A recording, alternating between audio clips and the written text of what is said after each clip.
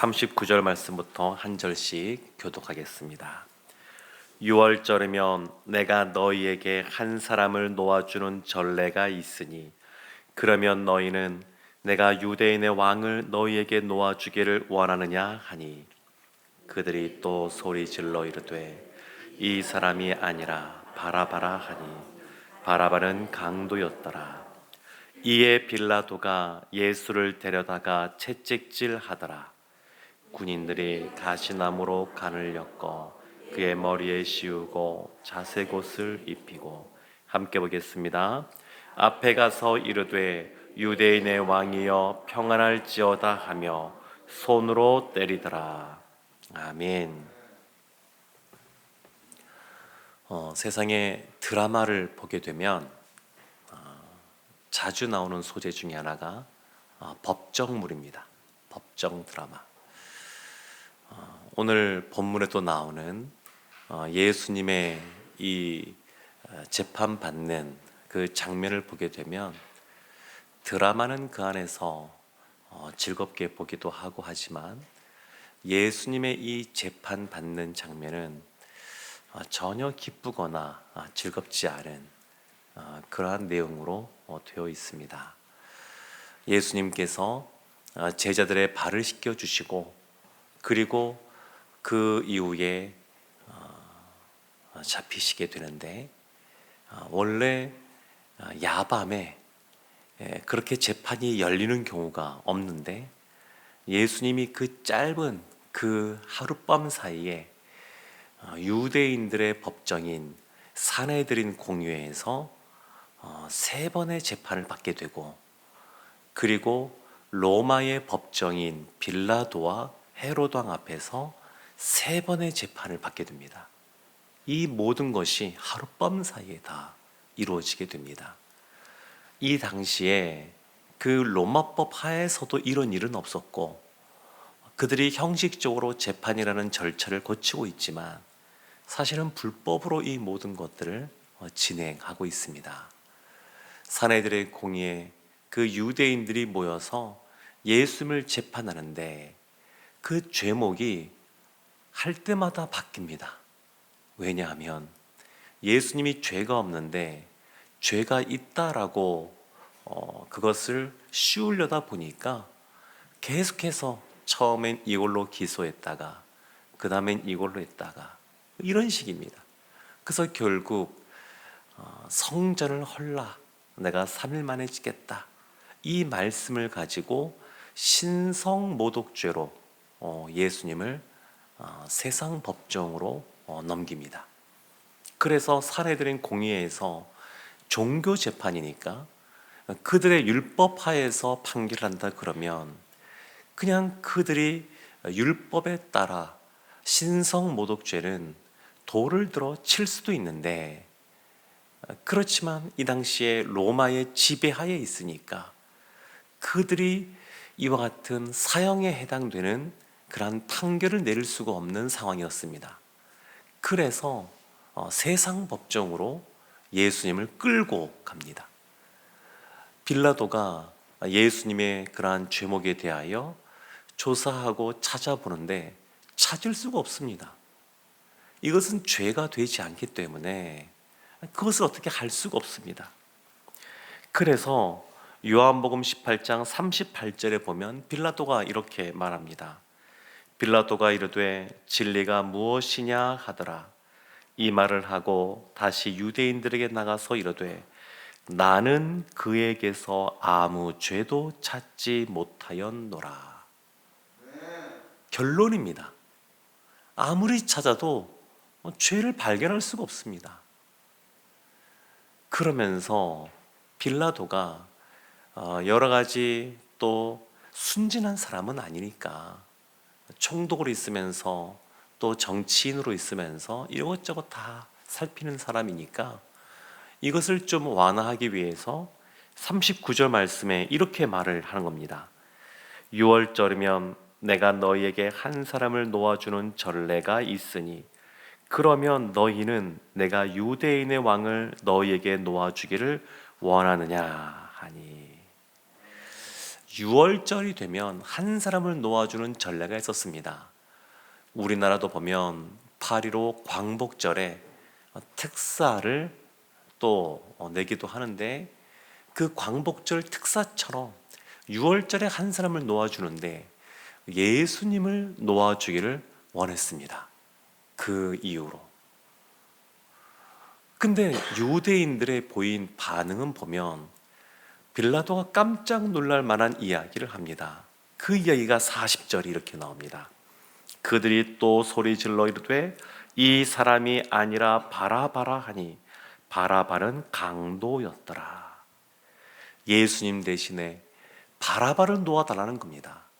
마태복음에 보면 이 사건을 언급하면서 왜 유대인들이 예수님이 아니라 바라바를 놓아달라고 하고 예수님을 십자가에 처형해야 된다고 말하는지, 빌라도가 유대인들의 그 마음을 꿰뚫었다, 그래서 그들의 마음속에 무엇이 있다라고 하는 것을 딱 드러내는데, 그것이 마태복음 27장 17절 18절에서 이렇게 나옵니다. 그들이 모였을 때에 빌라도가 물어 이르되 너희는 내가 누구를 너희에게 놓아주기를 원하느냐, 바라바냐 그리스도라 하는 예수냐 하니 이는 그가 그들의 시기로 예수를 넘겨준 줄 알미더라. 유대인들의 마음속에 시기심이 가득 찼습니다. 예수님을 향하여 시기심이 가득 찼습니다. 그것 때문에 예수님을 넘겨주는 겁니다. 그런데 바라바, 이 강도라고 하는 바라바는 그 이름의 뜻이 아버지의 아들이란 뜻입니다. 예수님은 하나님 아버지의 아들이신데 유대인들이 하나님 아버지의 아들 대신에 다른 이름의 아버지의 아들을 선택한 겁니다. 그리고 우리 본문에서 봤듯이 이 바라바를 강도라고 분명하게 말합니다. 요한복음에 강도란 표현이 딱 2번 나오는데, 또 하나는 예수님께서 선한 목자를 말하면서 그 선한 목자의 밑에 있는 그 양떼, 그 양떼를 도둑질하고 또 강도질할다라고 할 때 또 한 번 표현을 씁니다. 그 강도라고 하는 것은 하나님의 그러한 자녀들을 끌어 또 잡아가는, 그와 같이 사람을 무너뜨리는 그러한 존재로서 이렇게 표현이 됩니다. 하나님 나라인 척 속이면서 양들을 멸망의 길로 이끄는 존재가 강도입니다. 바라바가 그와 같은 존재라는 겁니다. 다른 성경의 표현을 보면 여러 가지 밀란을 주도했다라고 말합니다. 근데 사실 유대인들의 종교 지도자들과는 관계가 안 좋은 사람들입니다. 유대인들의 종교 지도자들은 이 당시에 로마와 되게 밀접하게 붙어 있었습니다. 그 권력에 붙어 있으면서 종교적인 권력을 행사하고 있었습니다. 그런데 열심당원 같은, 이와 같이 독립하고자 하는 바라바 같은 사람하고는 거리가 너무 멀고 관계가 안 좋은 사람입니다. 그런데 정치적인 정적이라고 할 수 있는 이 바라바보다 종교적으로 본인들이 위축될 수밖에 없다라고 생각해서 그 시기심 때문에 예수님을 십자가에 처형하라, 이렇게 말을 하고 있습니다. 이들이 왜 시기심이 있었느냐? 요한복음에 보면 19장 19절, 12장 19절에 이렇게 말합니다. 바리새인들이 서로 말하되 볼지어다 너희 하는 일이 쓸데없다. 보라 온 세상이 그를 따르는 도다 하니라. 예수님의 그러한 이적을 사람들이 보면서, 예수님의 그 말씀을 들으면서 수많은 사람들이 예수님을 따라갑니다. 그것을 보고 스스로 자조적으로 말하는 겁니다. 우리가 하는 일이 다 쓸데없구나. 어떻게 하면 예수님을 끌어내릴까? 이런저런 생각들을 하면서 방해됐는데, 그것이 다 쓸데가 없구나. 그리고 이제 종교 지도자로서 그 자리를 차지하고 있는데 우리가 하는 것이 보니까 다 쓸데없다. 이 상태에서 겸허하게 예수 앞에 나오는 것이 아니라 오히려 그들의 마음속에 시기심, 질투심이 불타기 시작합니다. 그래서 예수님을 죽여야 되겠다, 이런 생각들을 하는 겁니다. 성경에도 보면 시기심 때문에 동생을 죽이려고 하고 동생을 팔아버린 이야기가 나옵니다. 요셉이 조금 아버지의 편애로 말미암아, 물론 엄마가 없었으니까 좀 더 사랑을 준 것이죠. 근데 요셉의 형들이 얼마나 그들이 시기심 때문에 자신의 동생을 죽이고자 했었고 팔아버리고 맙니다. 시기라고 하는 것은 굉장히 가벼운 것이 아니라 아주 중요한 죄 중에 하나입니다.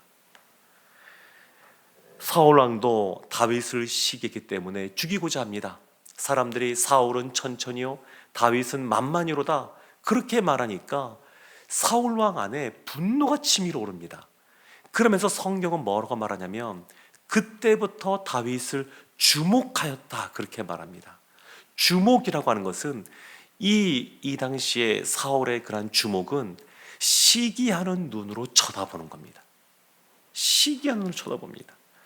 솔로몬이 잠언에서 이렇게 말합니다. 시기는 뼈를 썩게 하느니라, 이렇게 말을 합니다.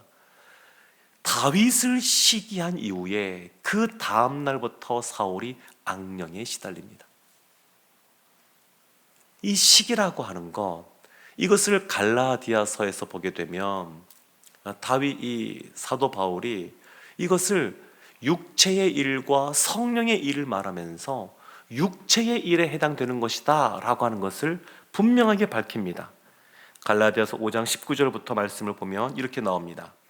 육체의 일은 분명하니 곧 음행과 더러운 것과 호색과 우상 숭배와 주술과 원수 맺는 것과 분쟁과 시기와 분냄과 당지는 것과 분열함과 이단과 투기와 술취함과 방탕함과 또 그와 같은 것들이라. 전에 너희에게 경계한 것 같이 경계하노니 이런 일을 하는 자들, 시기도 포함됩니다. 이런 일을 하는 자들은 하나님의 나라를 유업으로 받지 못할 것이요. 시기라고 하는 죄 때문에 하나님의 나라를 유업으로 받지 못합니다. 사랑하는 성도 여러분, 예수님이 십자가를 지신 것은 예수님을 시기한 유대인들 때문입니다. 예수님은 십자가를 지기 위해서 이 땅 가운데 오셨고, 시기 때문에 예수님을 십자가에 못 박으러 말한 사람들조차도 예수님은 십자가 위에서 하나님, 저들이 자신들이 하는 일을 알지 못하니 저들의 죄를 용서해 주소서, 그렇게 말씀해 주셨습니다. 이 사건을 우리가 묵상하면서 우리 안에 있는 시기심은 없는지 돌이켜보기를 원합니다.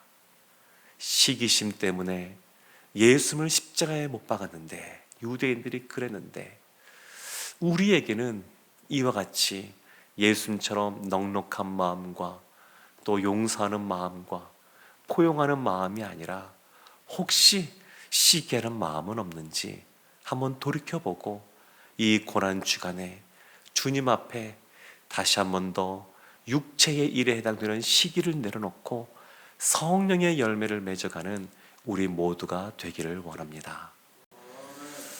고난 주간에 주님의 십자가를 묵상하면서 또 그 사랑을 생각하면서 하나님이 주시는 놀라운 은혜 가운데 거하는 오늘 한 날, 이번 주 되기를 주님의 이름으로 축원합니다. 아멘. 우리 이 시간 말씀을 생각하면서 또 예수님의 십자가를 생각하면서 주님 앞에 기도하며 나가기를 원합니다. 함께 기도하며 나가겠습니다.